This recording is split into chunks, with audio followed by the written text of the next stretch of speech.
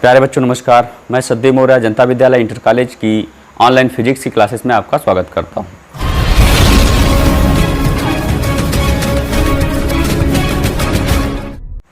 बच्चों, पिछले वीडियो में हमने अध्याय 3 वैद्युत विभव को पढ़ा था।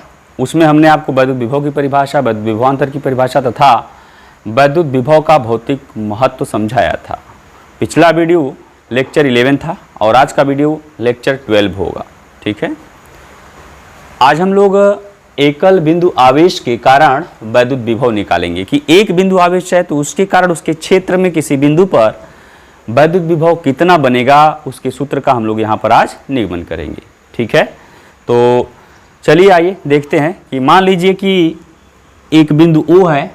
इस बिंदु O पर प्लस Q आवेश स्थित है। यहाँ से R दूरी पर एक बिंदु P है। इसी बिंदु P पर हमें वैद्युत विभव की गणना करनी है।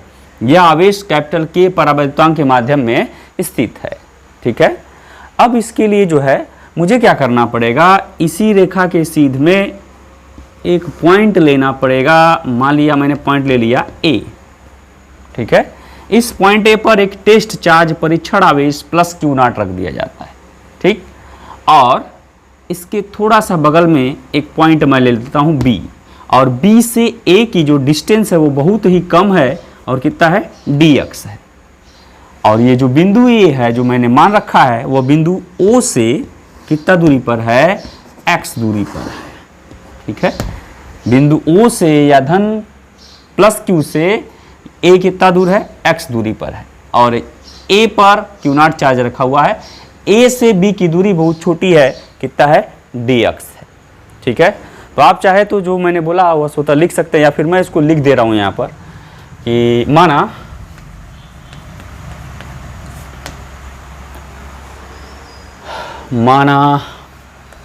प्लस Q आवेश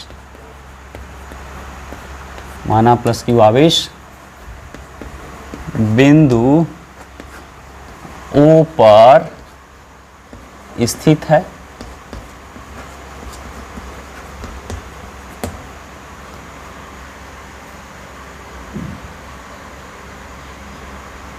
O से स्मॉल r दूरी पर स्थित बिंदु P पर वैद्युत विभव की गणना करनी है।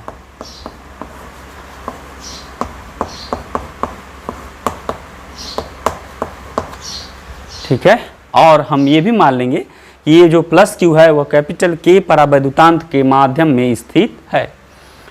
चलिए इसके लिए क्या करना पड़ेगा, मैंने बताया आपको कि ये जो OP रेखा है इसी के सीध में एक बिंदु क्या ले लेते हैं, A ले लेते हैं, वहां पर परीक्षण आवेश Q0 रख लेते हैं। अब बिंदु A की बिंदु O से जो दूरी है x है, और बिंदु A से जो B की दूरी है वो बहुत छोटी दूरी है, dx दूरी है। ठीक है, अब इस निगमन मुझे करना क्या है जरा ये जान लेते हैं। सबसे पहले हम क्या करेंगे कि इस प्लस Q के कारण इस बिंदु A पर रखे परीक्षण आवेश Q0 पर कितना बल लग रहा है ये निकालेंगे। तत्पश्चात Q0 को B तक ढोकर ले आने में, कैरी करके ले आने में कितना कार्य होगा वो निकालेंगे।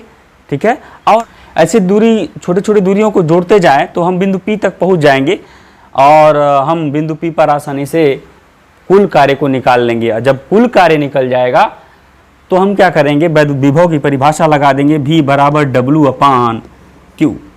V बराबर W अपान Q0 लगा के W का मान रख के आसानी से उस बिंदु P पर वैद्युत विभव की गणना कर लेंगे। ठीक है, चलिए आइए इसे प्रारंभ करते हैं।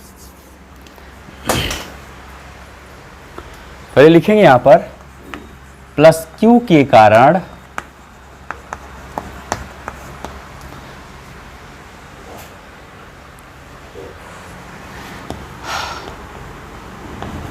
A पर रखे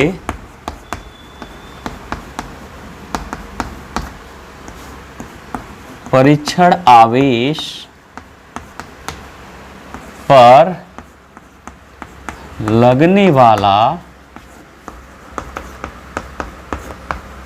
वैद्युत बल वो कूलाम के नियम से निकाला जाएगा। कूलाम का नियम क्या होता है?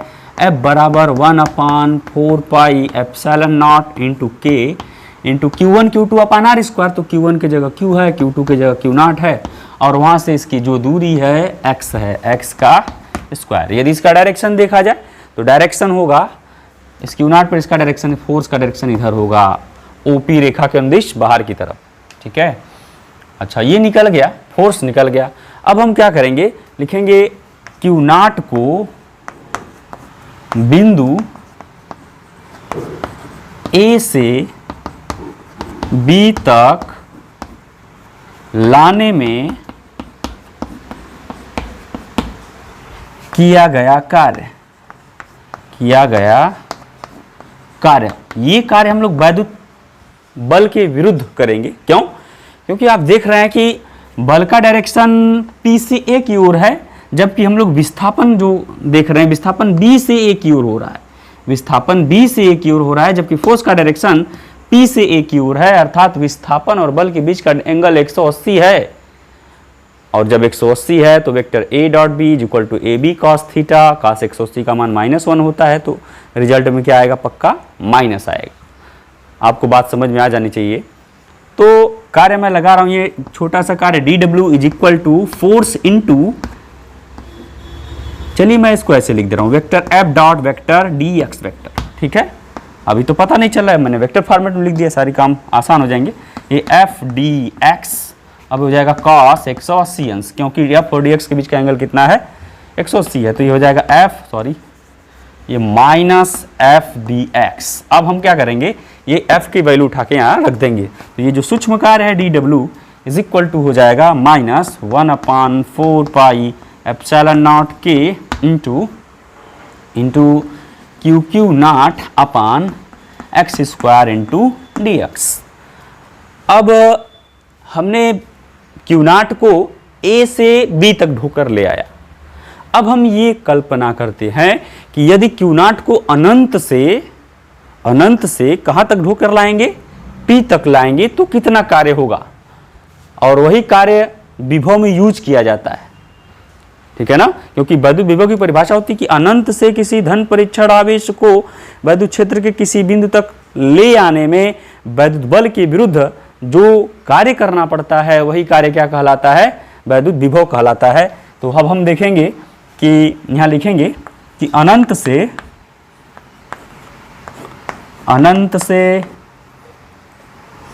Q नॉट को बिंदु P तक ले आने में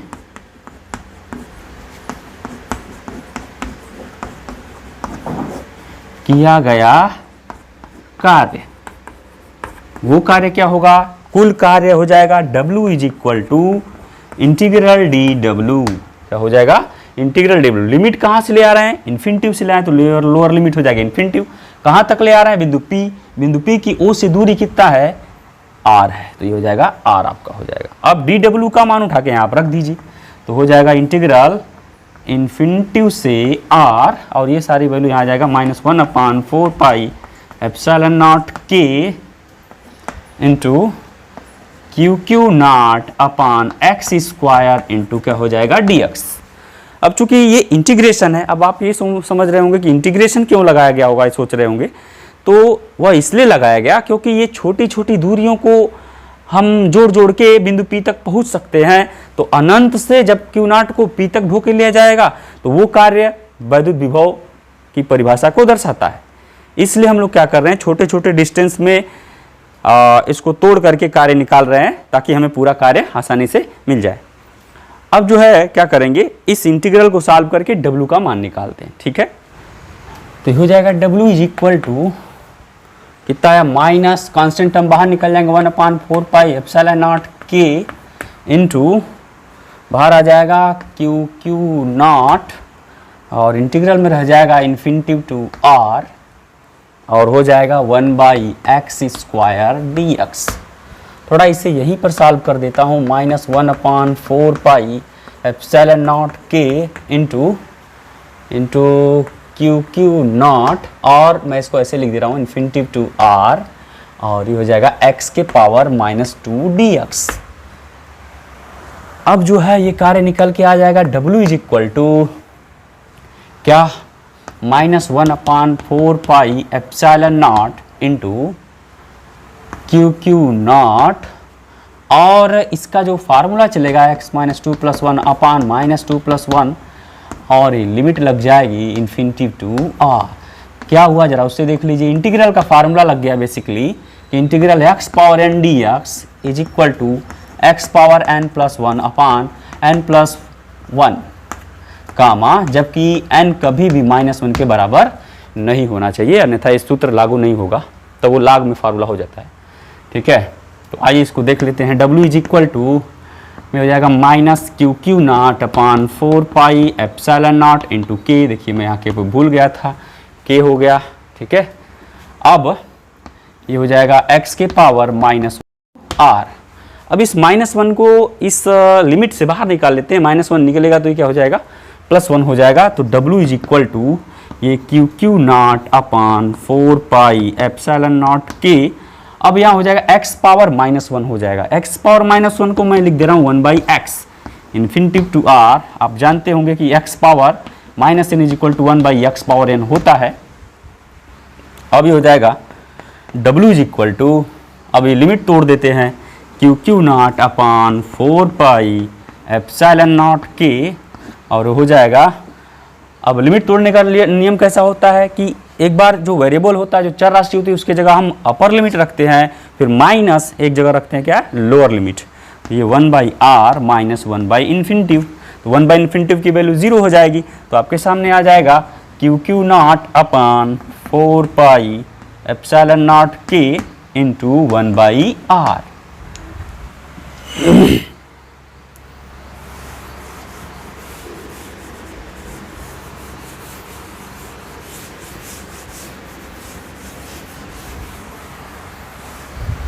अब यहाँ क्या करेंगे, लिखेंगे कि वैद्युत विभव की परिभाषा से, वैद्युत विभव की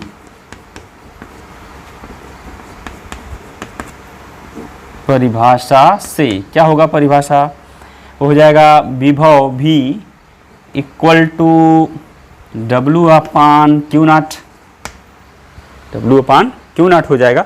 तो W का मान यहाँ पर उठा के हम लोग रख देते हैं, तो आ जाएगा W का मान रखेंगे तो QQ0/4 पाई एप्सिलॉन नॉट के इंटू ये पूरी वैल्यू हो गई, इंटू 1/r अपान हो जाएगा ये आपका Q0 से क्या हो जाएगा, कट जाएगा, और लास्ट में आपके पास जो रिजल्ट आएगा वो ये हो जाएगा कि V इज इक्वल टू क्या आएगा, 1/4 पाई एप्सिलॉन नॉट के, और ये आ जाएगा Q/r। इस तरह से आपने देखा कि बिंदु P पर जो वैद्युत विभव आ रहा है प्लस Q के कारण, वो कितना आ रहा है, 1/4 पाई एप्सिलॉन नॉट के इंटू Q/r आ रहा है। वायु या निर्वात के लिए क्या हो जाएगा,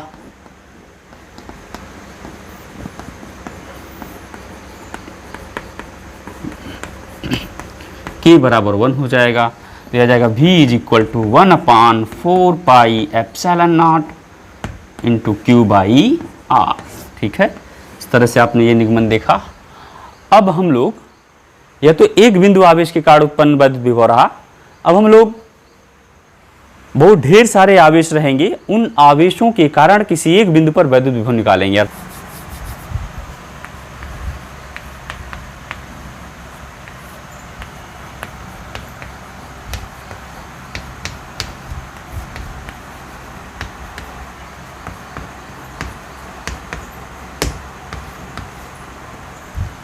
बिंदु आवेशों के निकाय के कारण वैद्युत विभव।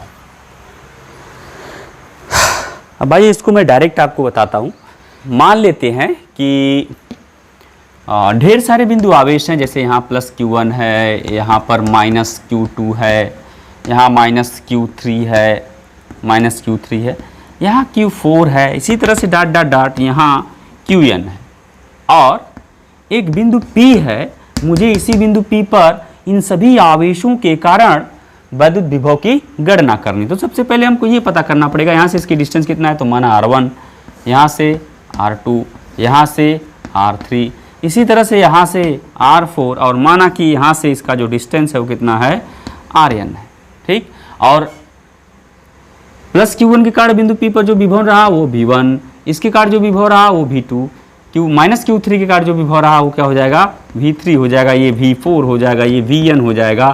तो इस सभी आवेशों के समुदाय के कारण जो बिंदु P पर कुल विभव होगा, ये इन सभी आवेशों के कारण उत्पन्न विभवों का बीजगणितीय योग होगा।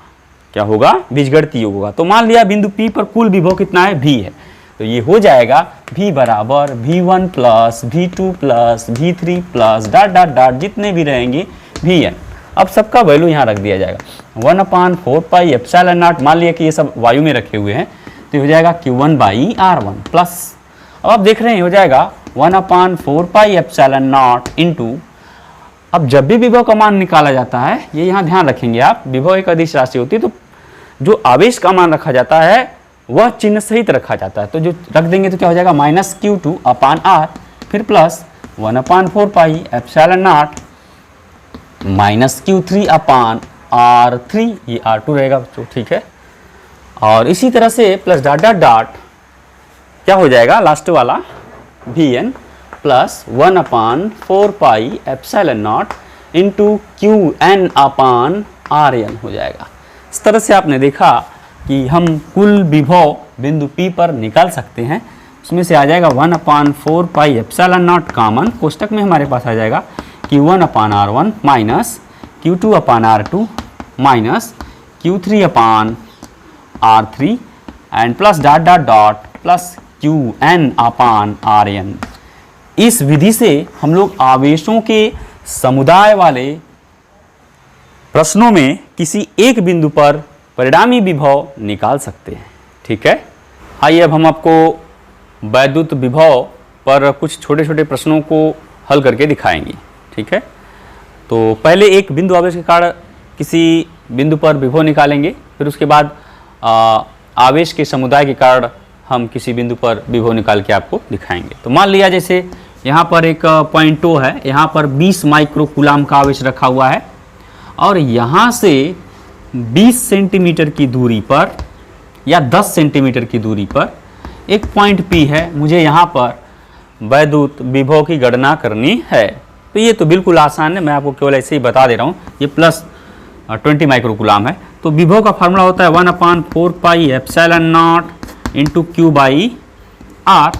ये जो 20 माइक्रो कूलाम का आवेश है ये वायु अनिर्वात में रखा हुआ है।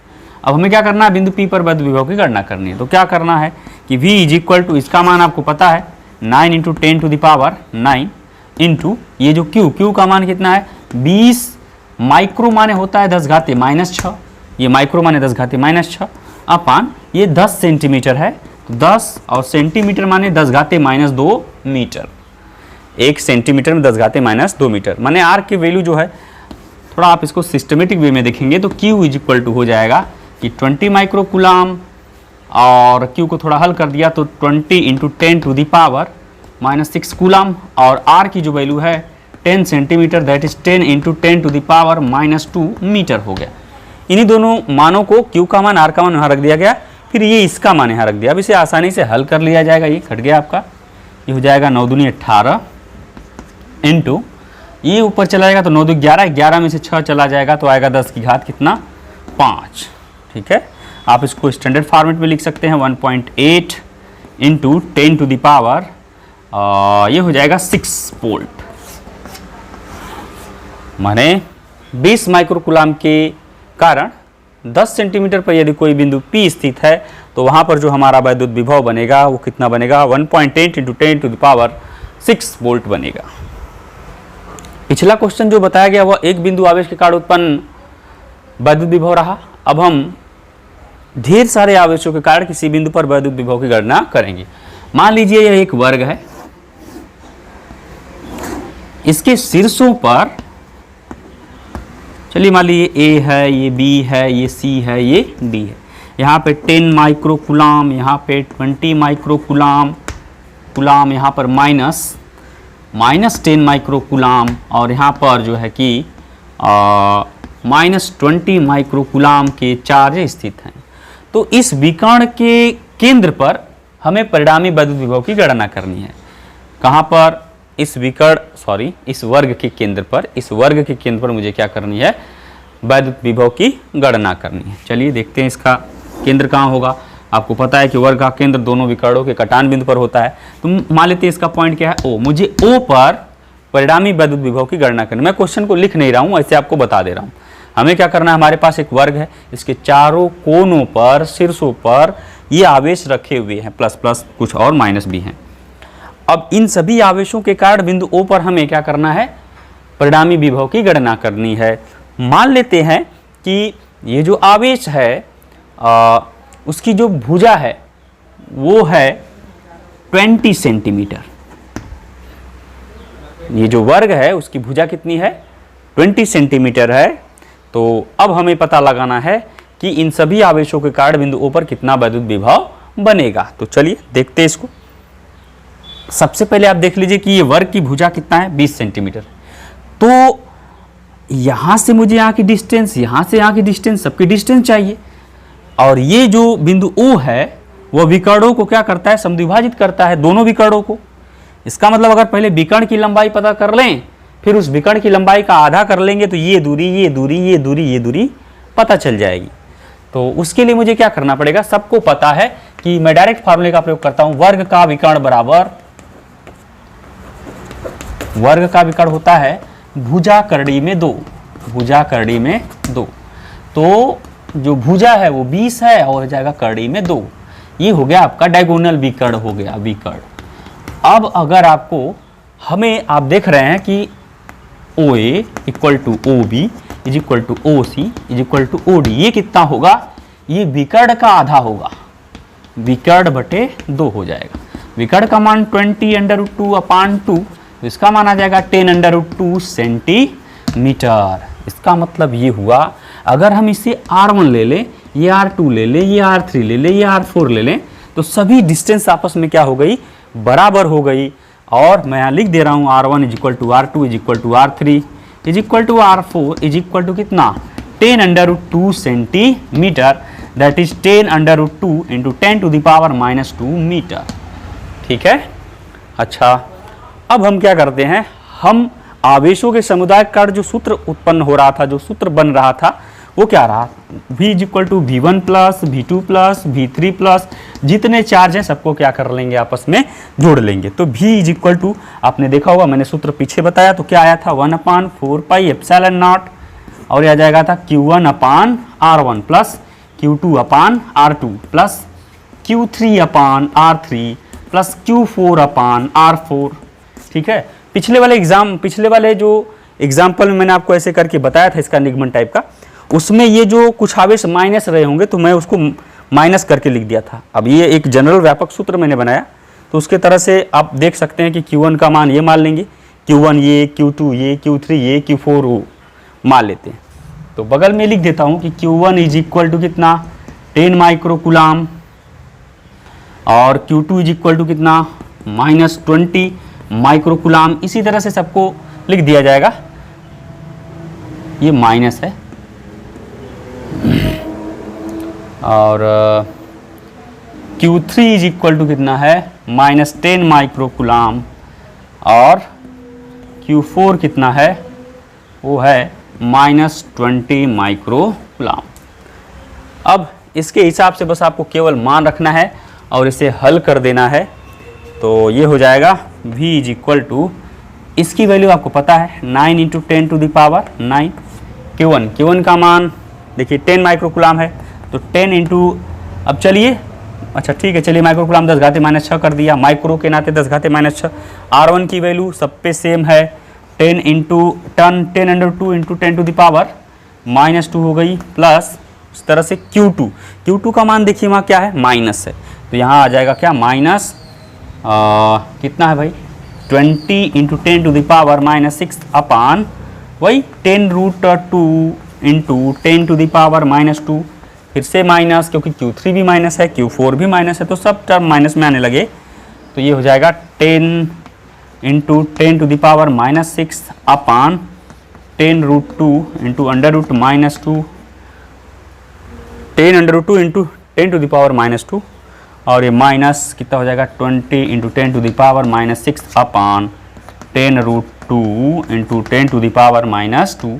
ये आपका कोष्टक बंद कर दिया मैंने। ऊपर हल करके इसका रिजल्ट दिखा दे रहा हूँ। कुछ नहीं करना है, बस इसे साधारणतया जोड़ लेना है। तो v इज इक्वल टू कितना हो जाएगा 9 इंटू 10⁹। नीचे के जब सबका हर देख लीजिए बराबर है, हर बराबर है, और यहाँ से सब में से 10⁻6 कॉमन हो जाएगा। तो आप देखेंगे कि हर में आ गया आपका 10√2 इंटू 10⁻⁻2।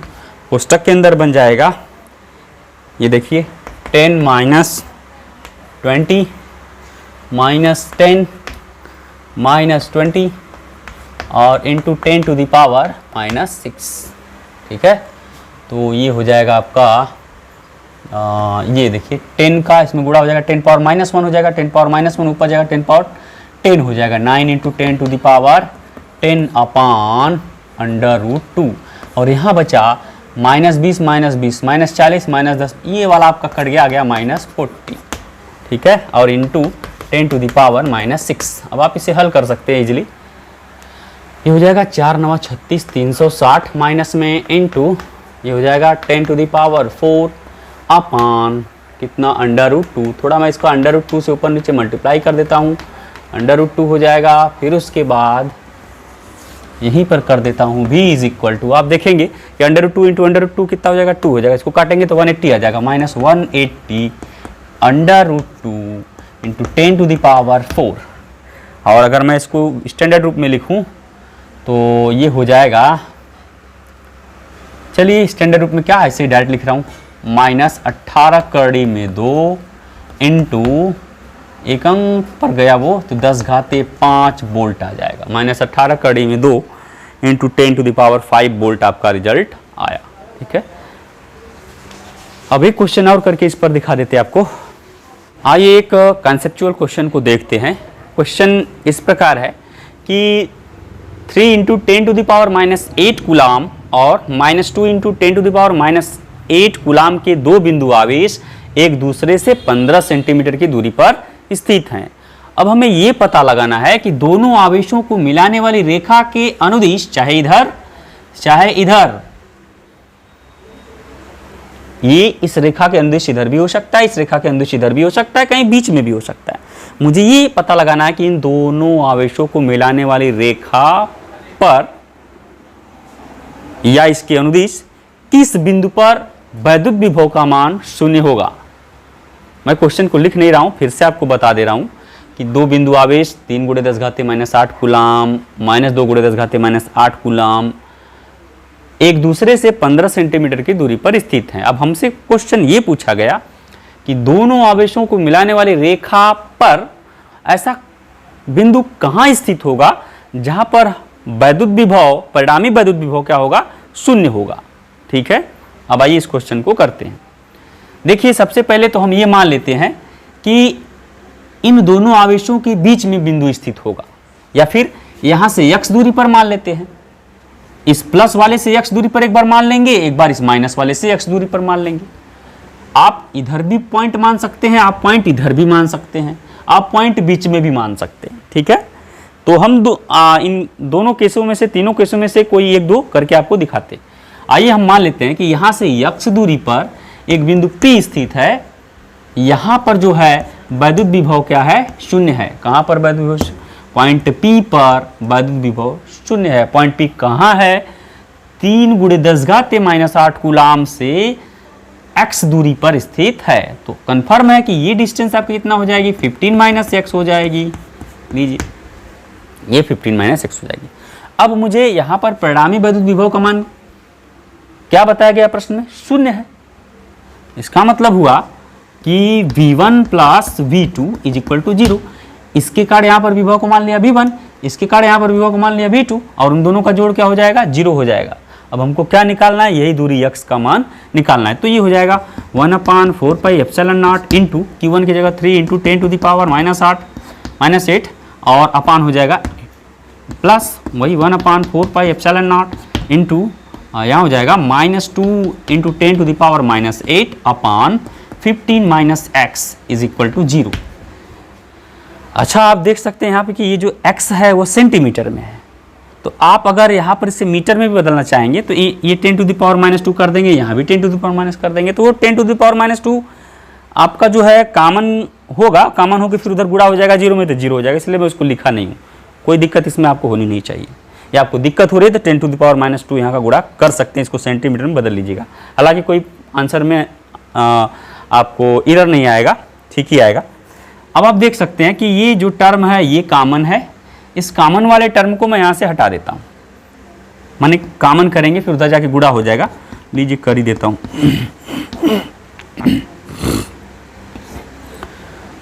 ये 3/x minus 2/15 - x into 10⁻8 equal to 0, ये आया। अब ये इधर गुणा है, इधर जाके भाग हो जाएगा, या ये समझ लीजिए इधर भाग है उधर जाके गुणा हो जाएगा, ये गुणा है तो उधर जाके भाग हुआ, सारे टर्म 0 हो गए, ठीक है। अब यहाँ से मैं इसका एलसीएम ले लेता हूँ, केवल इसका, या जो बच रहा है पहले उसको लिख दीजिए। 2/x minus 2/15 - x is equal to क्या 0। एलसीएम ले लीजिए इसका, सॉरी यहाँ 3 रहेगा, ये हो जाएगा 15 - x इंटू x, ये हो जाएगा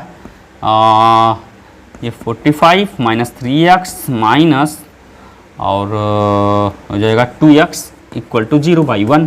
क्रॉस मल्टीप्लिकेशन करने के बाद आएगा 45 - 5x is equal to 0 minus 5x is equal to -45, that is x is equal to आ गया 5 × 9 = 45, 9 सेंटीमीटर।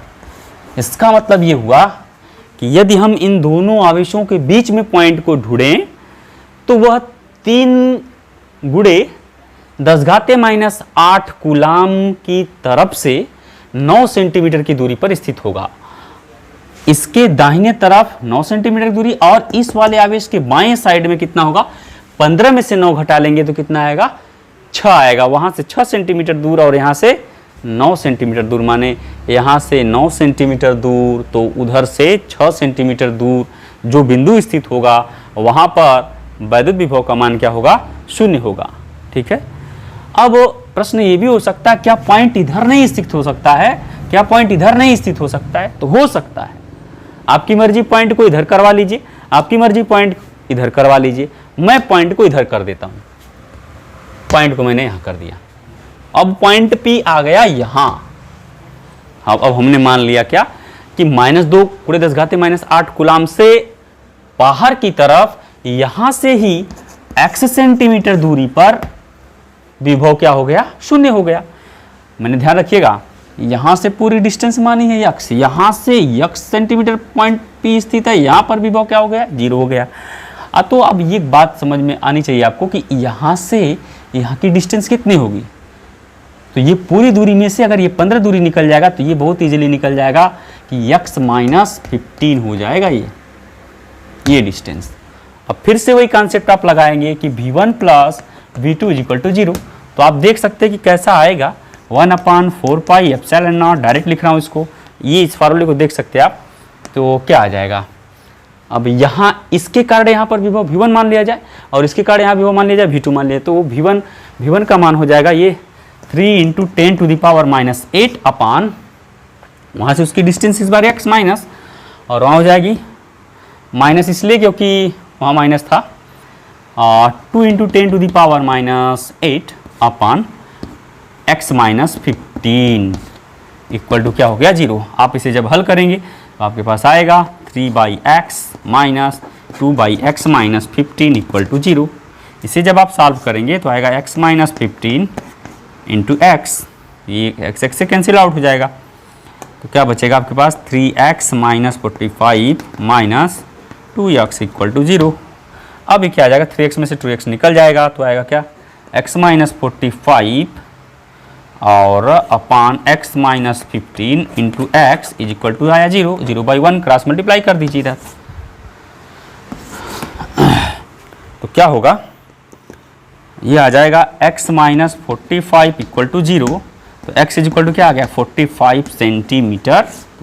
इसका मतलब यहाँ से 45 सेंटीमीटर की दूरी पर एक बिंदु P उधर स्थित होगा मेरे दाहिने साइड, जहाँ पर विभव क्या होगा 0 होगा। ठीक है, और आप यहाँ से 45 सेंटीमीटर बता सकते हैं, तो माइनस एक्स डिस्टेंस कहाँ से मानी गई है 3 वाले से मानी गई है। अगर -2 वाले से डिस्टेंस पूछी जाए तो क्या हो जाएगी, मान लीजिए मैं उसको x डैश मान ले रहा हूँ। x डैश कितना था, आपने वहाँ लिखा है कि x minus 15 that is 45 minus 15 that is 30 centimetre दूर। यहाँ से 30 सेंटीमीटर दूर और यहाँ से 45 सेंटीमीटर दूरी पर एक बिंदु स्थित हो सकता है जहाँ पर वैद्युत विभव क्या होगा 0 होगा। ठीक है, अब बच्चों आज के लिए इतना ही। कल की वीडियो में हम चर्चा करेंगे वैद्युत द्विध्रुव के कारण किसी बिंदु पर जो विभव उत्पन्न होता है उसका मान कितना होता है, और उससे संबंधित सूत्रों का निगमन करेंगे और 1-2 अंक प्रश्न को हल करके आपको दिखाएंगे। आज के लिए इतना ही, धन्यवाद।